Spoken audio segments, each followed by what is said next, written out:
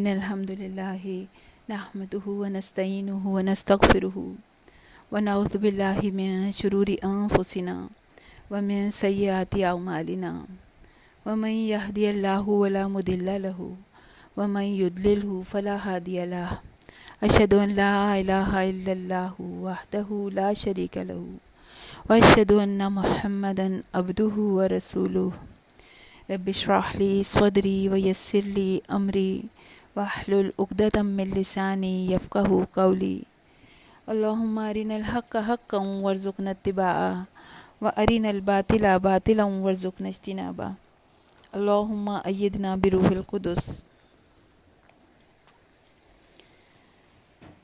اعوذ باللہ من الشیطان الرجیم بسم اللہ الرحمن الرحیم. ہم آیت 67 تک کر چکے ہیں اور پھر اس کے آگے ہم شروع کرتے ہیں اپنے رحمان اور رحیم رب کا نام لے کے. سب سے پہلے اپنے رب کی پناہ میں آ جائیں. آج کی آیات بھی کچھ شیاطین کا تذکرہ ہے، تو میں اور آپ سب سے پہلے اپنے رب سے پناہ مانگ لیں کہ وہ ہمیں اپنی پناہ میں لے لے. تو ہم سب اس کی پناہ میں آتے ہیں، اپنے رب کی مضبوط پناہ میں، کہ اے ہمارے رب کوئی شیطان ہمارے اوپر غلبہ نہ پا سکے. آپ ہمیں اپنی خاص عنایت سے اتنی طاقت عنایت فرما دیں کہ ہم نہ دنیا میں شیاطین کو اپنا ساتھی بنائیں اور نہ ہی آخرت میں ہمارا حشر ان کے ساتھ کیا جائے، نہ ہی شیاطین کے جال ہمیں اٹریکٹیو لگیں. تو اللہ ہمیں ایسی بصیرت عطا فرما دیجئے کہ ہم ان شیاطین کو اپنا دشمن سمجھیں، کیونکہ اللہ تعالیٰ نے ہمیں آگاہ کر دیا نا، وَلَا تَتَّبِعُوا خُطُوَاتِ الشَّيْطَانِ، کہ اتباع نہیں کرو، فٹ اسٹیپس کی پیروی نہیں کرو. Do not follow the footsteps of شیطان، مت اس کا اتباع کرو. کیوں؟ اِنَّهُ لَكُمْ عَدُوٌّ مُبِينٌ، کیونکہ وہ تمہارا کھلا دشمن ہے، کھل کے دشمنی کرتا ہے. تو اللہ تعالیٰ ہمیں اپنے نفس پر قابو عطا فرما دے کہ ہم شیطان کی پیروی نہ کریں. جسے اللہ نے دشمن بتا دیا تو وہ کبھی دوست ہو سکتا ہے؟ کبھی نہیں ہو سکتا. اور ہمیں بتا دیا اس کا اتباع نہیں کرنا، تو اس کا اتباع نہیں کرنا تو پھر کس کا اتباع کرنا ہے؟ یاد کیجئے جو لاسٹ کلاس میں ہم نے ڈسکس کیا تھا کہ اللہ تعالیٰ نے کس کے اتباع پر انعامات کا اعلان فرمایا تھا کہ اس کے بدلے میں تمہیں اللہ کی محبت بھی ملے گی اور مغفرت بھی ملے گی. قُلْ إِن كُنتُمْ تُحِبُّونَ اللَّهَ، اتنی پیاری آیت ہے. ایسا لگتا ہے اللہ تعالیٰ ڈائریکٹ ہم سے بات کر رہے ہیں. اگر تم اللہ سے محبت رکھتے ہو، اگر تم یہ فیل کرتے ہو اپنے رب سے محبت، تو کیا کرو؟ نبی سے کہلوائے جا رہے فَاتَّبِعُونِی، تو میرا اتباع کرو. تو اللہ کیا کرے گا؟ یحببکم اللہ، وہ تم سے محبت کرے گا. وَیَغْفِرْ لَکُمْ ذُنُوبَکُمْ، تو وہ تمہارے سارے گناہوں کو معاف فرما دے گا، کیونکہ وہ بہت غفور الرحیم ہے. تو ایک اتباع فاربیڈن ہے اور ایک اتباع اسٹرکٹلی ریکمینڈڈ ہے. ایک کو فالو کرنے کو اللہ نے سختی سے منع کر دیا. کس کو؟ شیطان کو. اور ایک کو فالو کرنے کے لیے اللہ نے تاکید فرما دی. ایک کا اتباع کرنا گمراہی ہے اور نبی کریم صلی اللہ علیہ وسلم کا اتباع کرنا عین ہدایت ہے. اور جو شیطان کا اتباع کرے گا اس کے لیے کیا ہے؟ عذاب ہے، آگ ہے. اور جو نبی کریم صلی اللہ علیہ وسلم کا اتباع کرے گا اس کے بدلے میں انعامات ہیں، اللہ کی محبت ہے، مغفرت ہے. تو ہم میں سے ہر ایک کو چیک کرنا ہے کہ ہم کسے فالو کر رہے ہیں. اگر ہم نبی کریم صلی اللہ علیہ وسلم کا اتباع نہیں کر رہے تو پھر لازماً شیطان کا اتباع کر رہے ہیں، کیونکہ ان دونوں میں ادھر اور ہے. یا تو اگر نبی کریم صلی اللہ علیہ وسلم کو فالو نہیں کر رہے تو لازمی شیطان نے گمراہ کیا ہوا ہے، شیطان کی باتوں میں آ گئے ہیں اور جو ہے وہ اس کو فالو کر رہے ہیں. تو آج کی آیات بھی ہمیں شیاطین اور ان کے ساتھیوں کے انجام کے بارے میں بتا رہی ہیں. اور المرء علی دین خلیلہ، جس نے اسے دوست بنایا دنیا میں تو پھر آخرت میں بھی وہ اس کے ساتھ ہوگا، تو اس کا انجام بھی اس کے ساتھ ہوگا۔ آیت 68، فَوَرَبِّکَ، اتنا پیارا یہ جملہ ہے، تو قسم ہے رب کی تیرے، واو قسمیہ ہے نا، یہ بہت مختلف انداز میں آیت شروع ہو رہی ہے۔ یہ کہنے کو دو لفظ ہیں مگر بہت ساری چھپی ہوئی چیزوں کو ظاہر کر رہے ہیں۔ اللہ تعالیٰ قسم کھا رہے ہیں، زور مقصود ہے، تاکید اولا درجے کی کہ لازماً ایسا ہو کر رہنا ہے۔ اللہ تعالیٰ کسی چیز کے بارے میں کہہ رہے ہیں کہ لازماً ایسا ہو کے رہنا ہے، قسم کھا کے کہہ رہے ہیں۔ اور اللہ تعالیٰ ڈائریکٹ اپنی قسم کھا کر بھی کسی بات کا اظہار کر سکتے تھے نا، کہ مجھ کو میری قسم ہے، مگر نبی کریم صلی اللہ علیہ وسلم سے کہا جا رہا ہے تو قسم آپ کے رب کی۔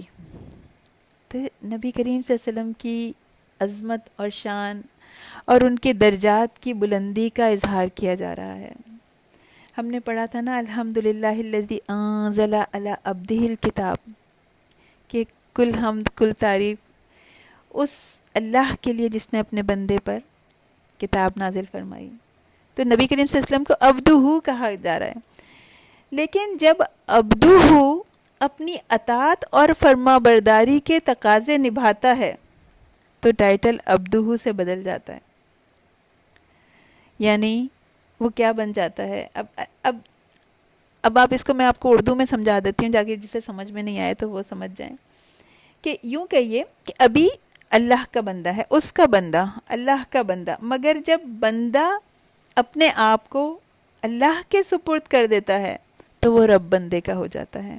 پہلے بندہ رب کا تھا، اب رب بندے کا ہو گیا۔ وہ جو اقبال نے کہا تھا نا کہ خدا بندے سے خود پوچھے بتا تیری رضا کیا ہے، یعنی بندگی کے مقام میں ایسی اطاعت ہو کہ اللہ کی مرضی اور انسان کی مرضی سیم ہو جائے، اس کو وہی اچھا لگے جو اس کے رب کا حکم ہے، جو اس کا رب چاہتا ہے وہ اس کے علاوہ کرنا ہی نہ چاہے۔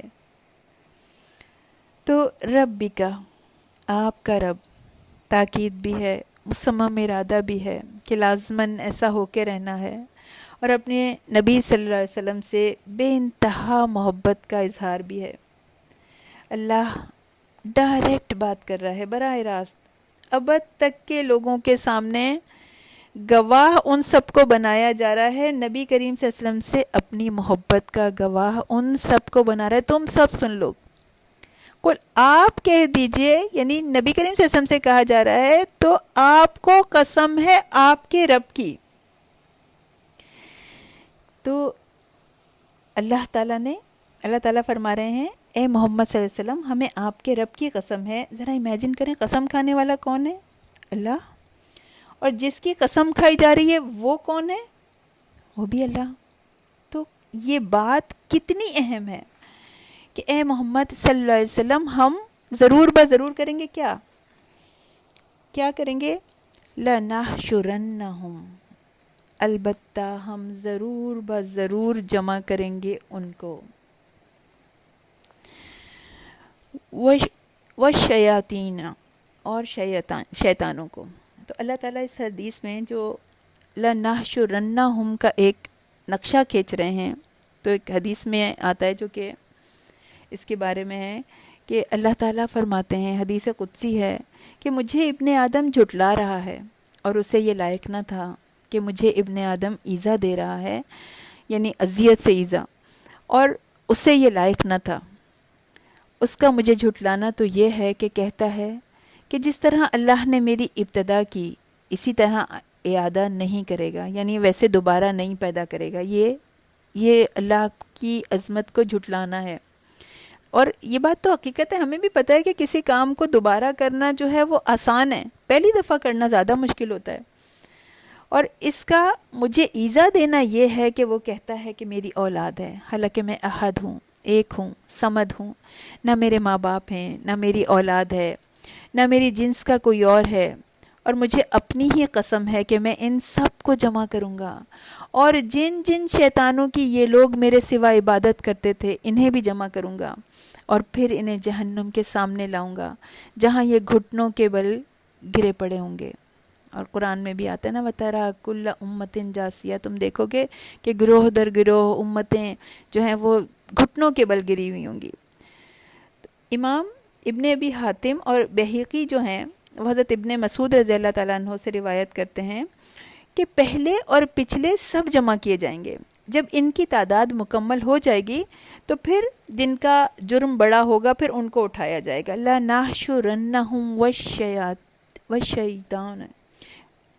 وَالشَّيَاطِينِ، تو اس جگہ میں جو وَالشَّيَاطِينِ کا جو واو ہے یہ بمانی مئے کے ہے، یعنی ساتھ۔ مفسرین کہتے ہیں کہ ہر کافر کو اس کے شیطان کے ساتھ ایک زنجیر میں باندھ کر اٹھایا جائے گا۔ فرمایا قسم ہے تمہارے رب کی کہ ہم ضرور ضرور ان سب کو اور شیاطین کو جمع کریں گے، تمام لوگوں کا حشر ایک ساتھ کیا جائے گا، اور کفار اور ان کو گمراہ کرنے والے شیاطین ایک ساتھ زنجیروں میں جکڑے ہوئے ہوں گے۔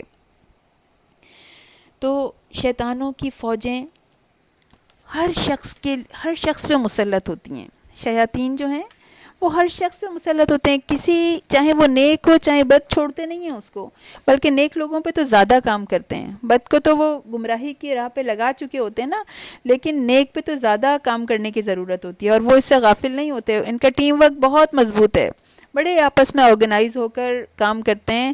شیطان کے بندے بہت آرگنائز ہیں، مگر رحمان کے بندے آرگنائز نہیں ہیں۔ دین کا کام کرنے میں، اللہ کا کام کرنے میں بھی اتنی لڑائیاں لڑتے ہیں، کٹے ہوئے ہیں، پھٹے ہوئے ہیں، آپس میں مل کے اللہ کا کام نہیں کر سکتے۔ حدیث میں آتا ہے، مشکات المصابیح کی حدیث ہے، 3323 اس کا روٹ ہے، کہ اس کے بارے میں کہ ہر شخص کے ساتھ ایک شیطان ہوتا ہے، کہ ایک مرتبہ حضرت عائشہ رضی اللہ تعالیٰ عنہ سے کسی بات پر نبی کریم صلی اللہ علیہ وسلم نے فرمایا کہ تمہارے پاس تمہارا شیطان آیا تھا، یعنی وہ ان کو گائیڈ کر رہے تھے کہ تمہیں یہ جو خیال آیا ہے تو یہ اس وجہ سے آیا ہے کہ تمہارے پاس تمہارا شیطان آیا تھا۔ تو آپ نے فرمایا کہ آپ نے یعنی انہوں نے عرض کیا کہ رسول اللہ صلی اللہ علیہ وسلم کیا میرے ساتھ بھی شیطان ہے؟ تو آپ نے فرمایا ہاں۔ میں نے عرض کیا، یعنی حضرت عائشہ نے عرض کیا کہ اللہ کے رسول کیا آپ کے ساتھ بھی شیطان ہے؟ آپ نے فرمایا ہاں، لیکن اللہ نے اس کے خلاف میری مدد فرمائی ہے، حتیٰ کہ میں اس سے محفوظ رہتا ہوں۔ اور ایک اور جگہ پر آتا ہے کہ نبی کریم صلی اللہ علیہ وسلم نے اپنے شیطان کو مسلمان کر لیا تھا۔ تو شیاطین تو ہر ایک کے اوپر مسلط ہیں، مگر اللہ نے یہ اختیار ان کو نہیں دیا کہ وہ انسان کے اوپر حاوی ہو جائیں۔ ٹھیک ہے، ہماری کیا بساط ہے انبیاء کے آگے، صالحین کے آگے، اتنے نیک بندوں کے آگے، تو شیطان تو اپنا کام کریں گے، ہمیں بچنے کی کوشش کرنی ہے۔ اللہ نے انسان کو شیطان کے سامنے مجبور نہیں کر دیا، اللہ کے نیک بندوں پر شیطان کا کوئی زور نہیں چلتا۔ ان عبادی لیس لک علیہم سلطان، کہ اللہ نے کہا ہے، وعدہ کیا، بے شک میرے جو بندے ہیں ان پر تیرا کوئی زور نہیں ہے، وَكَفَىٰ بِرَبِّكَ وَكِيلًا، اور کافی ہے تیرا رب کارسازی کے لیے۔ اور اللہ تعالیٰ نے ہمیں بتا دیا وَمَا يَعِدُهُمُ الشَّيْطَانُ إِلَّا غُرُورًا، کہ شیطان کے وعدے دھوکے کے سوا کچھ نہیں ہے۔ تو سب ایک جگہ جمع کیے جائیں گے، مسلمان بھی، کفار بھی، لیکن ان کی دونوں کی، کفار اور مسلمانوں کی حالت ایک سی نہیں ہوگی۔ مسلمانوں کو تو اللہ تعالیٰ نے تسلی دی ہے، وَلَا خَوْفٌ عَلَيْهِمْ وَلَا هُمْ يَحْزَنُونَ، ان کے اوپر کوئی خوف نہیں ہوگا، کوئی غم نہیں ہوگا، ان کے تو غم دور ہونے کا وقت آیا ہے۔ اور اللہ تعالیٰ اس لیے ایسا کریں گے کہ مسلمانوں کو کفار کی ذلت و رسوائی دیکھ کر خوشی ہو۔ تنگ کیا کرتے تھے نا مسلمانوں کو، اذیت دیا کرتے تھے نا مسلمانوں کو، اور اس لیے بھی کہ کافروں کو اور زیادہ غم ہو۔ ایک غم تو ان کو ذلت و رسوائی کا ہوگا، اور دوسرا غم یہ کہ جنہیں جو ان کے دشمن تھے، مخالف تھے، وہ مسلمان، ان کو عزت دی جا رہی ہے، تو یہ بھی جو ہے وہ اس وقت ان کے لیے بہت بڑا غم ہوگا، کیونکہ وہ ان کے لیے تو عزت چاہتے ہی نہیں تھے نا۔ تو جب شیاطین کو اور ان سب کو، ساری دنیا کے لوگوں کو جمع کر لیا جائے گا، ثم، پھر اگلا اسٹیپ کیا ہوگا؟ ثم لنحضرنہم، پھر البتہ ہم ضرور ضرور حاضر کریں گے. 2 تاکیدیں، لام تاکید کی بھی، نون مشدد کی تاکید بھی. پہلے جمع کیا جائے گا، پھر حاضر کیا جائے گا. اور اس بات کی 100% گارنٹی دی جا رہی ہے کہ یہ ہونے والا ہے وداؤٹ اینی ایگزیجریشن. ابتدائی حشر میں مومنین، کافر، منافقین سب جہنم کے گرد جمع کیے جائیں گے، اور گھبراہٹ، ہیبت، خوف طاری ہوگا، سب گھٹنوں کے بل گرے ہوئے ہوں گے. اور مسلمان جب جہنم کا منظر دیکھنے کے بعد جنت میں لے جائے جائیں گے تو کیا ان کی خوشی کا عالم ہوگا. اللہ کا شکر ہے، کہہ رہے ہوں گے کہ اللہ کا شکر ہے کہ اس وقت نیکیاں کرنا ہمیں مشکل تو لگتا تھا، ہماری طبیعت پہ ناگوار تو ہوتا تھا، مگر اللہ کا بڑا شکر ہے کہ ایک ایک بات یاد کریں گے.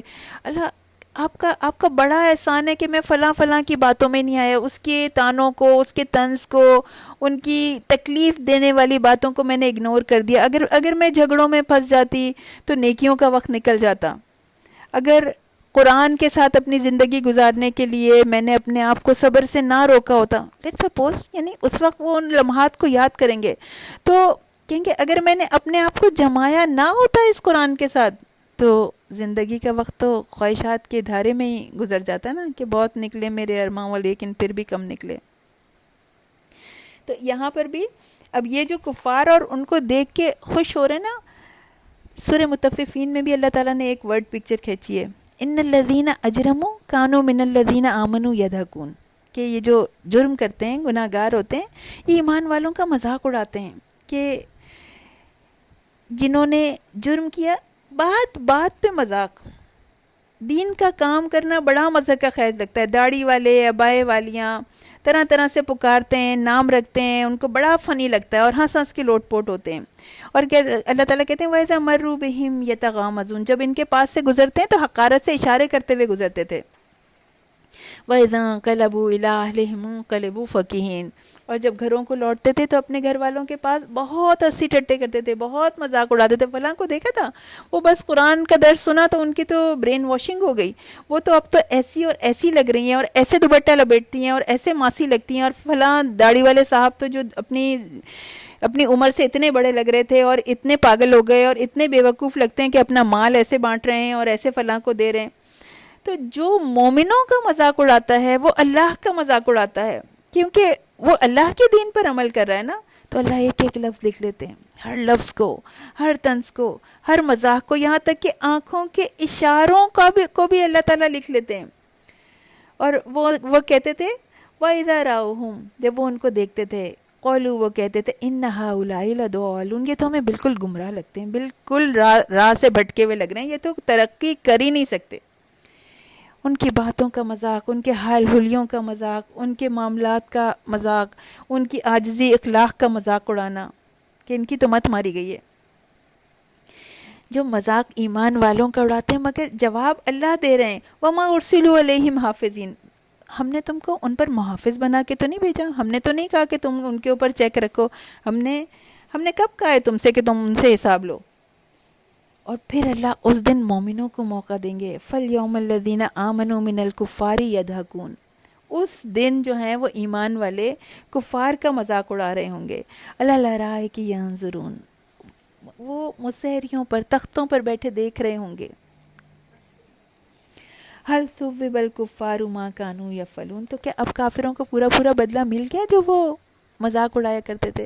تو تمام انسانوں کو جمع کیا گیا، کفار اور ان کے شیاطین جو ان پر محنت کیا کرتے تھے وہ ساتھ ساتھ ہوں گے.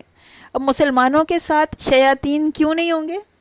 اس لیے نہیں ہوں گے کہ انہوں نے دنیا میں ان کو اپنا ساتھی نہیں بنایا، ان کے قابو میں نہیں آئے، ان کے بتائے ہوئے راستے میں نہیں چلے. تو ان میں جو جہنم کے گرد اکٹھے کیے جائیں گے، حول جہنما، جہنم کے گرد اکٹھے کیے جائیں گے، تو ان میں ایسے مسلمان بھی شامل ہوں گے جو اللہ کے ذکر سے، قرآن کی طرف سے آنکھیں بند کر لیتے تھے، بہت مصروف رہتے تھے، ان کے پاس اللہ کے کلام کے لیے وقت نہیں ہوتا تھا. تو اللہ تعالیٰ کیا کرتے ہیں؟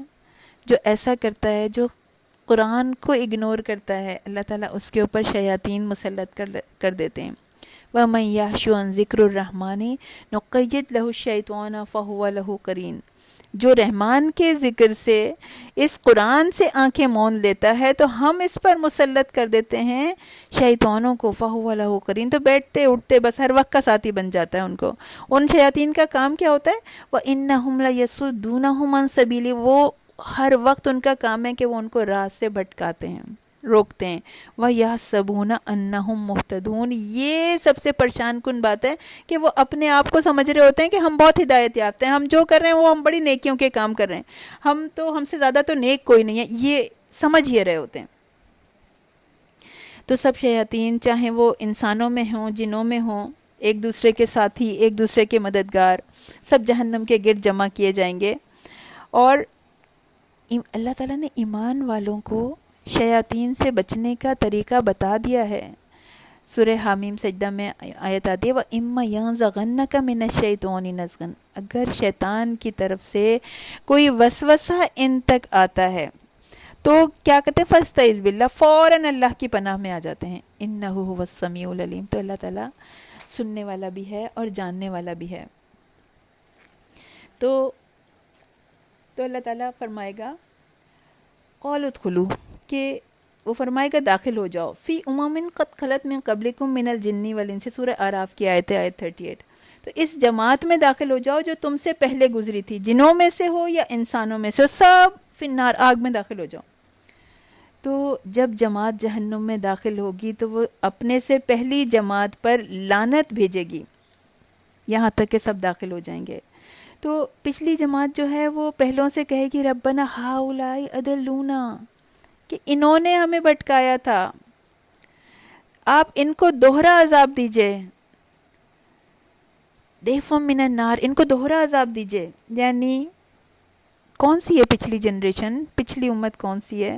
وہ کہیں گے، ذرا آپ اگر ہماری زبان میں اس کا ترجمہ کیا جائے کہ اے ہمارے رب، میری ماں، لیٹ سپوز کوئی بھی ہو سکتا ہے، میری ماں مجھے فجر کے لیے نہیں اٹھاتی تھی، یا مجھے اس نے کہا ہی نہیں کہ تم اپنے سر کو کور کرو، اپنے ہیڈ کو کور کرو، یا وہ میرے لیے ایسے کپڑے لاتی تھی جس کو پہننے کا تیرا حکم نہ تھا. جب میں ڈرامے دیکھ رہی ہوتی تھی، میں فلمیں دیکھ رہی ہوتی تھی تو میرا باپ مجھے روکتا نہیں تھا. تو اللہ تعالیٰ میرے ماں باپ کو دگنا عذاب دے، انہوں نے نہیں مجھے روکا. آج تو بچوں کی ناراضگی سے ڈر رہے ہوتے ہیں، انہیں نیکی کا حکم نہیں دے رہے. اس وقت وہ کہیں گے ضیف من النار، ان کو آگ کا دوہرا عذاب دے. اللہ تعالیٰ فرمائیں گے قال لکل ضیف، ہر ایک کے لیے دگنا ہے، ولکن لا تعلمون، لیکن تم نہیں جانتے. تو ہر ایک کو اللہ تعالیٰ دگنا عذاب دیں گے. یا پھر پیرنٹس کہیں گے کہ ہم نے تمہاری خوشی کے خاطر یہ گناہ کیے، تمہیں پسند تھا کہ ہمارے گھر کی تقریبات میں ایسی مکس گیدرنگ ہو، ایسے طریقہ اختیار کیا جائے، اس میں ایسے میوزک، ایسے ناچ گانا کیا جائے، ایسے ڈانسز ارینج کیے جائیں. تمہاری خواہش کی وجہ سے ہم نے کیا. ہم نے کہا تھا کہ تم لوگ چاہتے تھے کہ بینکویٹس میں ایسے شادیاں ہوں کہ دلہا دلہن جو ہیں وہ ایسے انٹر ہو رہے ہیں، اور پوری سب مکس گیدرنگ ہے، اختلاط ہے مرد اور عورتوں کا، اندھیرا کر دیا جاتا ہے، اور پھر سب جو ہیں وہ کس لیے عورتیں اتنی سج بن کے نظر آئی ہیں؟ سارے کے سارے مردوں کو ان کی آنکھوں کو ٹھنڈا کرنے کے لیے. کیا یہ اللہ تعالیٰ نے حکم دیا تھا؟ جس طرح سے ہمارے ارد گرد سب چیزیں ہو رہی ہیں، ہم چیک کریں کہ کیا یہ اللہ کا حکم ہے یا نہیں تو انہی شیاطین کے ساتھ جکڑ کے حاضر کیے جائیں گے. اس وقت تو چوائس ہے ہمارے پاس. ہم اس وقت آپ دیکھیں سوسائٹی کی اکثریت بائی چوائس شیطان کو فالو کر رہی ہے، کیونکہ رنگینی نظر آ رہی ہے، انٹرٹینمنٹ نظر آ رہی ہے، مزہ نظر آ رہا ہے، نفسانی خواہشات ایسی ہیں. اب روز قیامت ان کے ساتھ بندے ہوں گے، لیکن اس وقت اچھا نہیں لگ رہا ہوگا.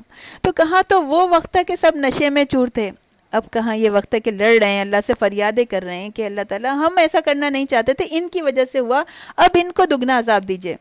تو گناہ میں سب برابر کے شریک تھے نا. اور شیاطین کی ڈیوٹیز جو ہیں وہ الگ الگ ہیں. اللہ تعالیٰ نے ہر ایک کو ڈیوٹیز، یعنی اللہ تعالیٰ نے تو شیطان نے تو اللہ کو چیلنج کیا نا کہ میں تیرے بندوں کو بھٹکا کے رہوں گا. اور جو ان کے ہیڈ شیطان ہے اس نے شیاطین کی ڈیوٹیز لگائی ہوئی ہیں. کسی کی ٹاسک یہ ہے کہ اسے میاں بیوی میں لڑائی کروانی ہے، گھر تباہ کروانا ہے. کسی کی یہ ہے کہ جیسے نمازوں میں بھٹکانا ہے. اور وہ شیطان جس سے میرا خیال ہے کہ ہم سب کا بہت زیادہ واسطہ پڑتا ہے، وہ ہے نماز کا شیطان، جس سے دن میں 5 مرتبہ ہمارا واسطہ پڑتا ہے. تو یا تو وہ ہمارے اوپر قابو کر لیتا ہے یا ہم اس پر قابو کر لیتے ہیں. اس شیطان کا نام خنزب ہے. اس نام کو آپ یاد رکھیے گا، ذہن نشین کر لیں، کیونکہ جب ہمیں یہ ملے اور ہم اسے مار بھگائیں، الرٹ ہو جائیں. جیسے ابھی سورہ سجدہ کی آیت پڑھی تھی نا، حامیم سجدہ کی، وَإِمَّا يَنزَغَنَّكَ مِنَ الشَّيْطَانِ نَزْغٌ، جب شیطان کا وسوسہ آئے نماز میں، فَاسْتَعِذْ بِاللَّہ، تو فوراً اللہ کی پناہ مانگ لیں. تو ایمان والوں کا جو سیکیورٹی سسٹم ہوتا ہے نا، وہ بہت الرٹ ہوتا ہے، ان کے ریڈار بہت شارپ ہوتے ہیں. حدیث میں آتا ہے، صحیح مسلم کی حدیث ہے، مسند احمد میں اس کا نمبر ہے 1988، صحیح مسلم میں اس کا نمبر ہے 5738. سیدنا عثمان رضی اللہ تعالیٰ عنہ، عثمان بن ابو العاص کی بات ہو رہی ہے، کہ نبی کریم صلی اللہ علیہ وسلم کے پاس آئے اور کہا کہ یا رسول اللہ، شیطان میری نماز میں حائل ہو جاتا ہے. واسطہ پڑتا ہے نا ہمیں ایسے شیطان سے، تو وہ مجھے قرآن بھلا دیتا ہے. صحابہ کو بھی نہیں چھوڑتا تھا، ازواج مطہرات کو بھی نہیں چھوڑتا تھا، تو ہمیں کیسے چھوڑ دے گا؟ تو آپ نے فرمایا کہ اس شیطان کا نام خنزب ہے. جب تجھے اس شیطان کا اثر معلوم ہو تو اس سے اللہ تعالیٰ کی پناہ مانگ. فوراً پڑھ لیں. ہمیں بھی کبھی احساس ہو رکعت یاد نہیں آ رہی ہیں، قرآن میں تلاوت بھول گئے یا کچھ بھی، یعنی اللہ تعالیٰ دیکھیں کتنا صاف کہا جا رہا ہے، جب بھی شیطان کا اثر معلوم ہو کہ وہ آ گیا ہے اور بھٹکانے کی کوشش کر رہا ہے، تو کیا کیا جائے؟ ایک تو اللہ سے پناہ مانگ لی جائے، اعوذ باللہ من الشیطان الرجیم کہہ دیا جائے، اور کیا کریں؟ نماز کے اندر ہی بائیں طرف 3 بار تھوک لیں. یعنی تھوکنا کوئی ایسے نہیں کہ زور سے ایسے تھوکنا، ہلکا سا جیسے تھکانا ہوتا ہے، ایسے کر کے بائیں طرف ایسے کر دیں. تو سیدنا عثمان نے ایسا ہی کیا، تو وہ کہتے ہیں کہ پھر اللہ تعالیٰ نے مجھ کو اس شیطان سے دور کر دیا. تو سب سے پہلے تو اس خنزب نامی شیطان سے ہم پہچان کے اس کو ٹارگٹ کریں کہ اس کو ہم نے اپنے اوپر غلبہ نہیں پانے دینا، ہم کہیں سے بھی اس کی گرفت میں نہ آ جائیں. جی ڈرائی اسپٹنگ. تو ابھی جو آپ کا پریکٹیکل ہوم ورک ہے، وہ بھی آپ کا کیا ہے کہ ہمیں اپنے آپ کو شیاطین سے بچانے کی کوشش کرنی ہے. جب بھی انسان کو محسوس ہو کہ یہ قریب ہیں، تو اس وقت جو ہے وہ، یعنی جیسے دیکھیں کیسے پتہ چلے گا، جیسے کوئی جہالت کی پکار ہو، کوئی فساد کی پکار ہو، کوئی لڑائی جھگڑے کی بات ہو رہی ہے، کوئی گناہ کی کال آ رہی ہے، کہیں دل چاہ رہا ہے کوئی ایسا کام کرنے کا کہ جس میں کہ یعنی گناہ کا کام ہے، تو فوراً سمجھ جائیں کہ شیطان آ گیا ہے، الرٹ ہے شیطان. تو مومن بھی الرٹ ہو جائے. وَإِمَّا يَنزَغَنَّكَ مِنَ الشَّيْطَانِ نَزْغٌ، فوراً الرٹ ہو گئے. فَاسْتَعِذْ بِاللَّہ، تو اللہ کی پناہ میں آ گئے. تو ان شیطانوں کی باتوں میں اگر آ گئے تو پھر تو دنیا میں اگر ان کا ساتھ ہے تو قیامت میں بھی ان کا ساتھ ہے.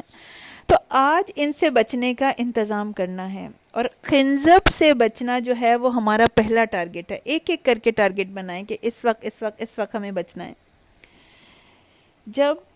جب ایسا ہو کہ خیالات بھٹکنے لگیں تو بس فوراً جو ہے وہ انسان فوراً اللہ کی پناہ مانگے اور 3 بار دھتکار دے. اس طرح ہمیں اپنے نمازوں کی اصلاح کرنی ہے. اچھا، ایک کام اور کرنا ہے آپ کو، کہ آپ کو ایک چھوٹی سی ڈائری بنانی ہے، یا ایک کاپی میں، یعنی ایک الگ سے ایک کاپی بنا لیں. اس میں آپ کو ہر پریکٹیکل ہوم ورک لکھنا ہے، ہر ویک کا ہوم ورک جو ہے وہ اس میں آپ کو مینشن کرنا ہے، ٹھیک ہے؟ اور اس کاپی کی پکچر بھی آپ جو ہیں وہ اپنی گروپ ٹیچر کو بھیجیں گی. تو جب آپ ہر دفعہ کا ہوم ورک اس میں ریٹرن کریں، کیونکہ یہ ہوم ورک صرف ایک ویک کے لیے نہیں ہوگا، یہ ہوم ورک آن گوئنگ ہے.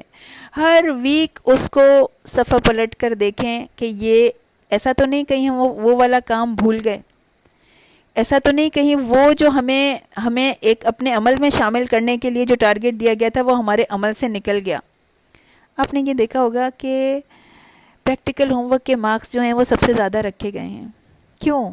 خالی جو ہے وہ صرف ہوم ورک ڈن کر کے لکھ دیں اور اس لیے کہ ہمیں وہ مارکس مل جائیں. نہیں، اصل میں تو ہمیں وہ مارکس لینے ہیں واقعی اس کے اوپر عمل کر کے.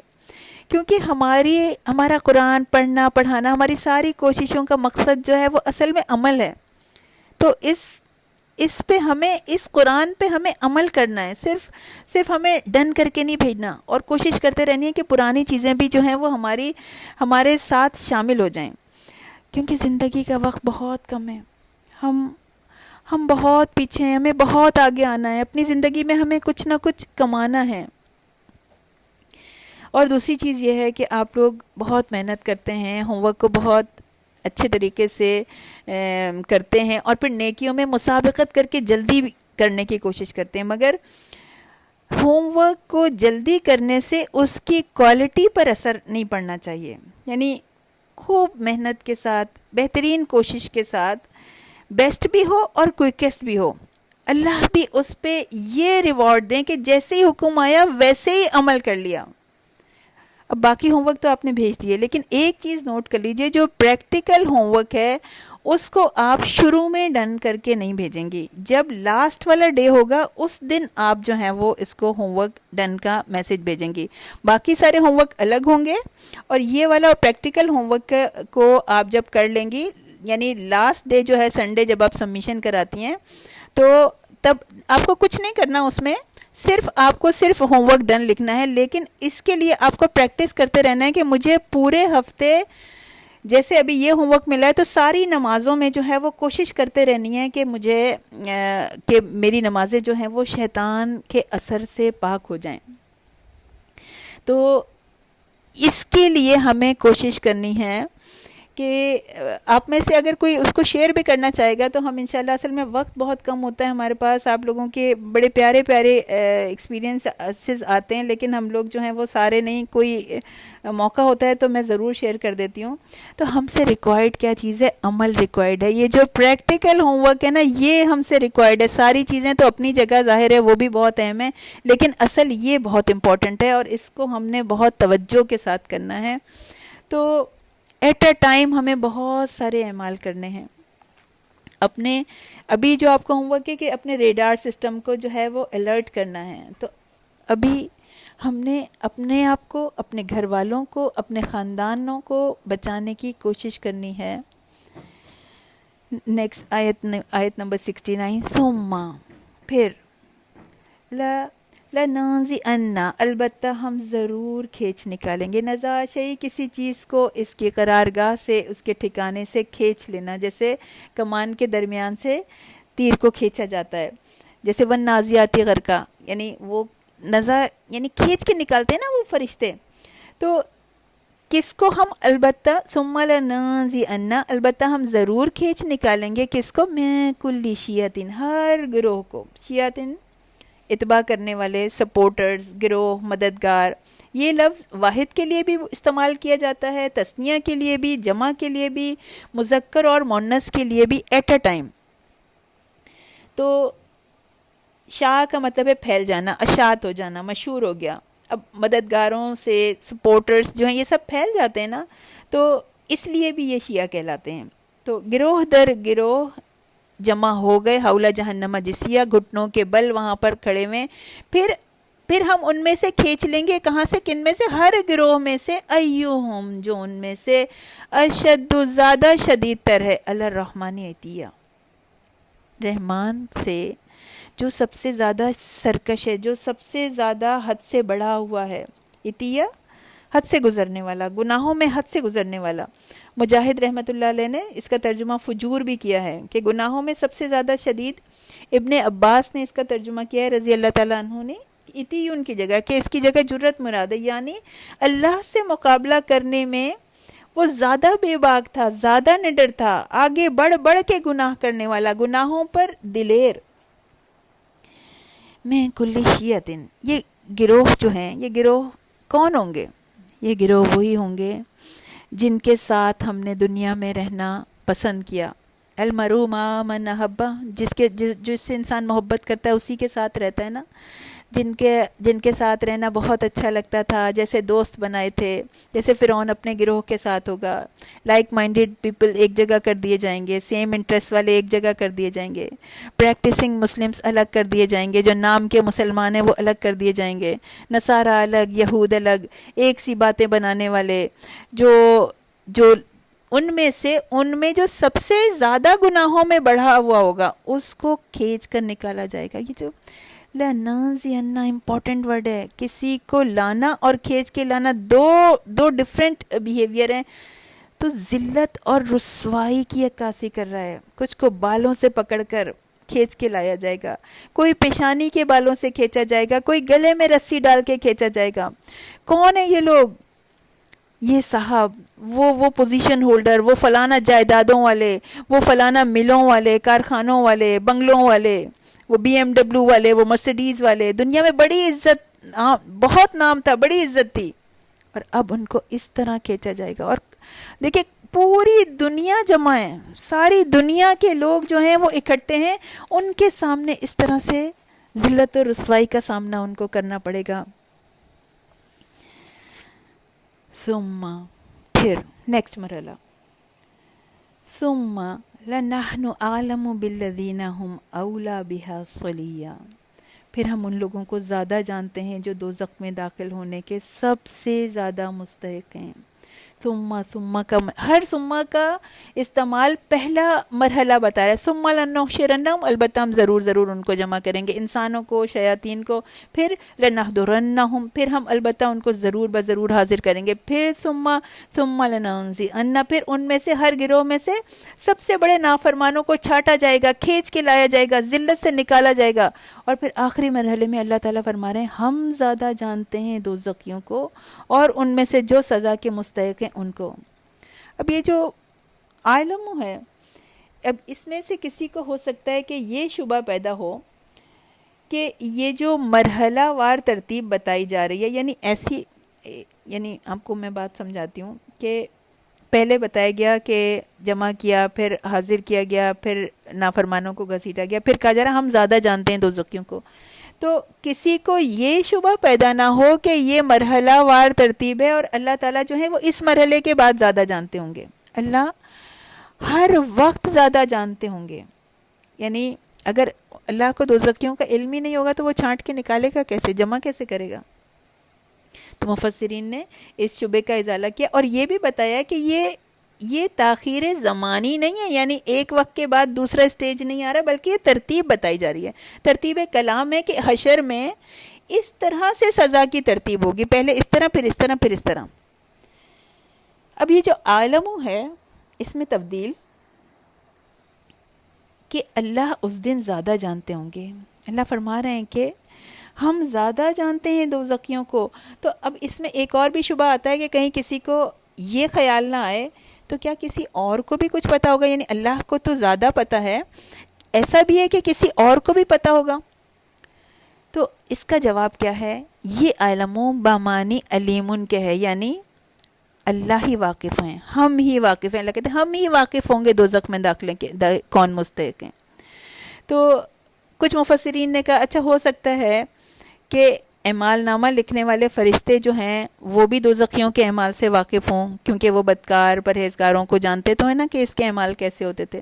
لیکن وہ بھی اعمال بھی نیتوں کے ساتھ میچ کیے جائیں گے نا، پھر عمل کے درجے ڈیفائن ہوں گے کہ کس کے عمل کو قبول کیا جائے گا، کس کے عمل کو رد کر دیا جائے گا، کس کا عمل ریاکاری کا تھا، کسی نے تو صرف دکھانے کے لیے کوئی نیکیاں کی تھیں.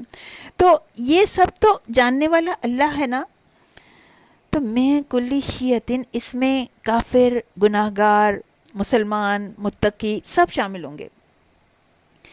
تو اس سے مراد جو ہے وہ صرف یہ کافروں کے گروہ مراد نہیں ہے. کچھ نے کہا کہ شاید اس سے صرف کافروں کے گروہ مراد ہیں، کہ جس طرح دوزخیوں کا تذکرہ ہو رہا ہے اسی طرح رفتار کلام سے ایسے لگ رہا ہے کہ یہ کافروں کے گروہ ہیں. لیکن یہ پتہ چلتا ہے کہ اس سے سب مراد ہیں. ابن مسعود رضی اللہ تعالیٰ عنہ کا قول ہے کہ جب یہ شاید اس وقت کی بات ہے کہ جب سب کا حشر ہو چکے گا، سب کی گنتی پوری ہو جائے گی، تو پھر ترتیب سے بڑے جرائم کرنے والوں کو، پھر ان سے کم جرائم کرنے والوں کو چھانٹا جائے گا اور پھر ان کو جو ہے وہ جہنم میں ڈال دیا جائے گا۔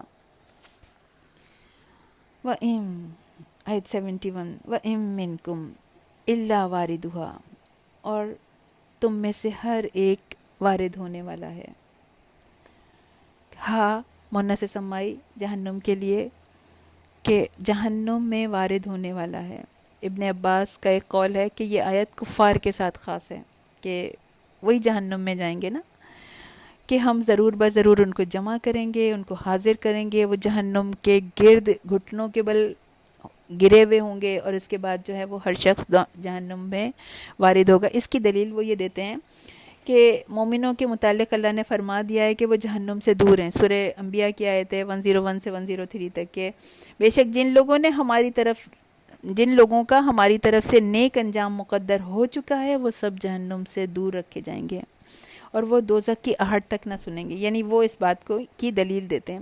تو جب مسلمان جہنم میں داخل ہوں گے تو یہ اس آیت کے خلاف ہو جائے گا، لیکن کچھ مفسرین نے یہ کہا، واردھا کی ڈیفینیشن میں وہ آپس میں ڈسکشن کرتے ہیں کہ جب مسلمان دوزخ میں داخل ہوں گے تو وہ دوزخ ٹھنڈی ہو جائے گی، جیسے حضرت ابراہیم علیہ السلام کے لیے آگ ٹھنڈی کر دی گئی تھی۔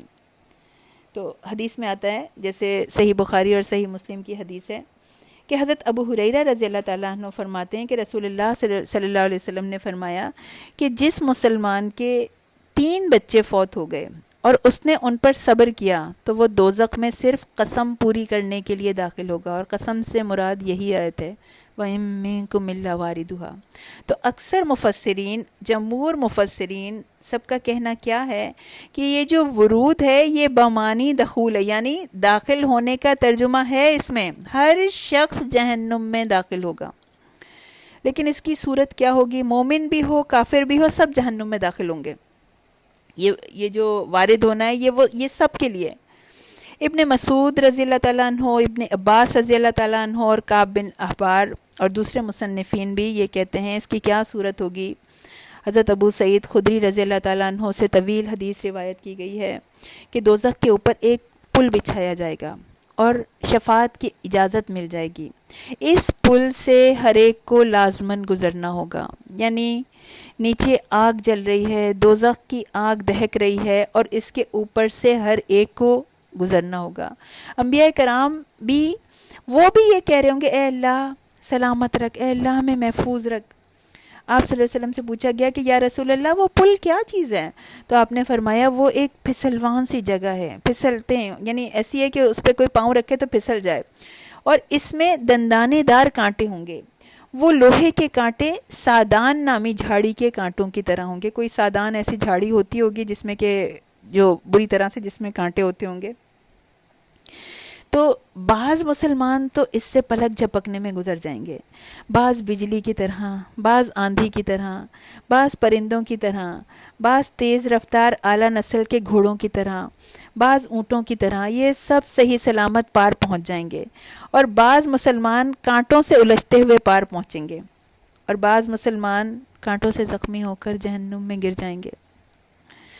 اور نبی کریم صلی اللہ علیہ وسلم نے کہا، اس ذات کی قسم جس کے قبضے میں میری جان ہے، جو مومن نجات پا کر جنت میں چلے جائیں گے وہ اپنے ان مسلمان بھائیوں کو جو جہنم میں پڑے ہوں گے۔ اتنی پیاری حدیث ہے، کیا مسلمان کا اللہ تعالیٰ نے مسلمان کے ساتھ رشتہ بنایا ہے کہ نجات پانے والے مومن اپنے جہنم میں جو بھائی ان کے جو گر گئے ان کے لیے اللہ سے جھگڑا کریں گے، آرگیومنٹ کریں گے، اور ایسے کریں گے جیسے کوئی شخص اپنا حق مانگنے کے لیے کسی سے جھگڑا کرتا ہے۔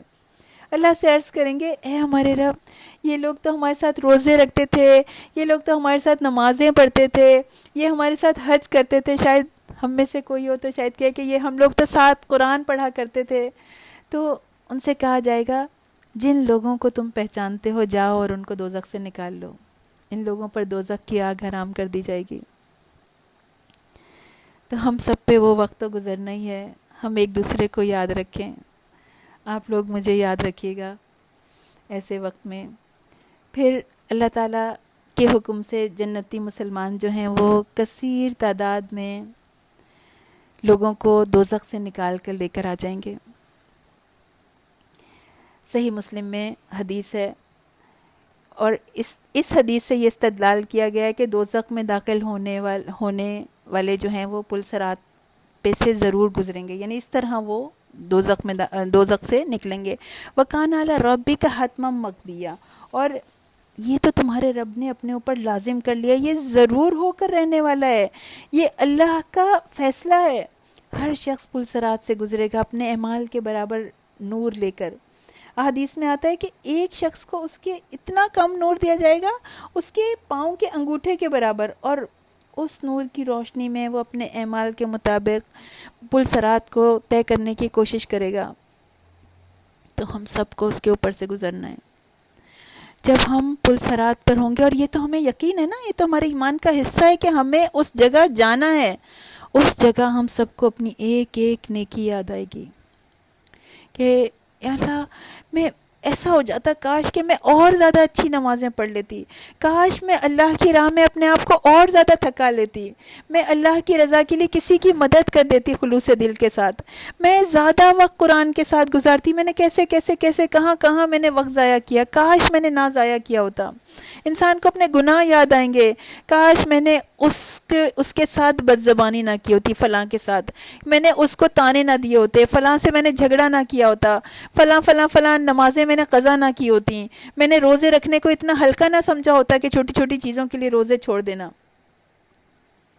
تو اس وقت کاش کہنے کا کوئی فائدہ نہیں ہوا، وقت گزر چکا، فیصلہ ہو چکا، اب تو یا تو آگ مقدر ہے یا باغ مقدر ہے، لیکن اس وقت کے لیے محنت اس وقت کرنی ہے۔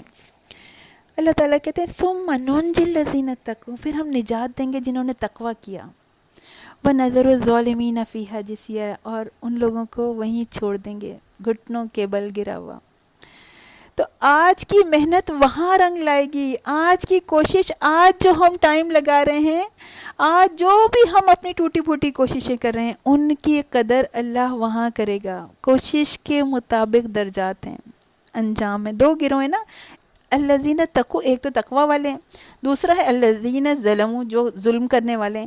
ان میں سے ایک میں ہم شامل ہوں گے۔ تقوی کی راہ اختیار نہیں کی تو ظلم کرنے والوں میں شامل ہو گئے، اور شرک تو ظلم عظیم ہے۔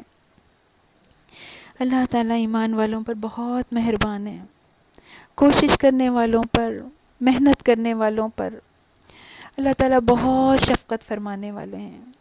مومن کو تو بخار بھی آتا ہے تو وہ جہنم میں سے اپنی آگ کا حصہ پا لیتا ہے۔ ترمذی کی حدیث ہے یہ کہ رسول اللہ صلی اللہ علیہ وسلم ایک بخار والے مریض کی عیادت کے لیے گئے، تو حضرت ابو ہریرہ رضی اللہ تعالیٰ عنہ بھی جو ہیں وہ ان کے ساتھ گئے تھے، تو آپ نے ان سے فرمایا تھا کہ خوشخبری ہو، کیونکہ اللہ تعالیٰ فرماتے ہیں کہ یہ میری آگ ہے جس کو میں بندہ مومن کے اوپر مسلط کرتا ہوں تاکہ یہ اس کے لیے آخرت کی آگ کا حصہ ہو جائے۔ تو وہ جو آخرت کی سزا ہے وہ دنیا ہی میں مل جاتی ہے، وہ بخار اس کا حصہ بن کے مل جاتا ہے۔ سنن ترمذی کی حدیث ہے، 3470 اس کا نمبر ہے، اور مسند احمد میں اس کا نمبر 440 ہے۔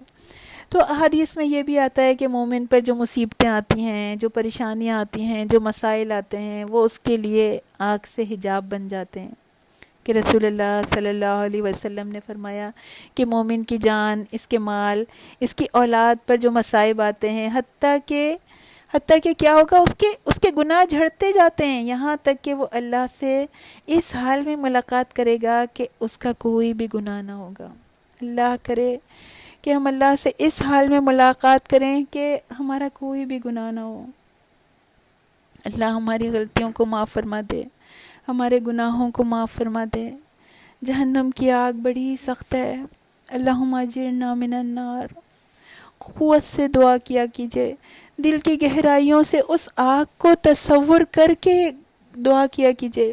ایک صحابی تھے، جب وہ جہنم سے بچنے کی دعا کرتے تھے تو ایک چراغ جلا کر اپنے پاس سامنے رکھ لیتے تھے، اور اس کی حدت کو اپنا ہاتھ اس آگ کے اوپر رکھ کر اس کی حدت کو محسوس کرنے کی کوشش کرتے تھے۔ اس کے قریب ہاتھ لاتے تھے، ہاتھ جلنے لگتا تھا، کہتے تھے یا اللہ مجھ سے یہ دنیا کی آگ برداشت نہیں ہوتی، وہاں کی آگ کیسے ہوگی، اللہم اجرنا من النار، اللہ مجھے بچا لے، اللہ ہم سب کو اس آگ سے بچا لے، اللہ ہمیں شیاطین کے غلبے سے بچا لے، وہ ہمارے اوپر قابو نہ پا سکیں، وہ ہمارے دلوں میں وسوسے نہ ڈال سکیں، اللہ ایسا الرٹ کر دے ہم کو۔ اللہ ہمیں اپنے خالص بندوں میں شامل کر دے، جن کے اوپر شیطان کا کوئی زور نہیں چلتا۔ اللہ ہمیں جنت الفردوس میں جگہ عطا فرما دے۔ وآخر دعوانا والحمد للہ رب العالمین۔ سبحان ربک رب العزت عما یصفون وسلام علی المرسلین والحمد للہ رب العالمین۔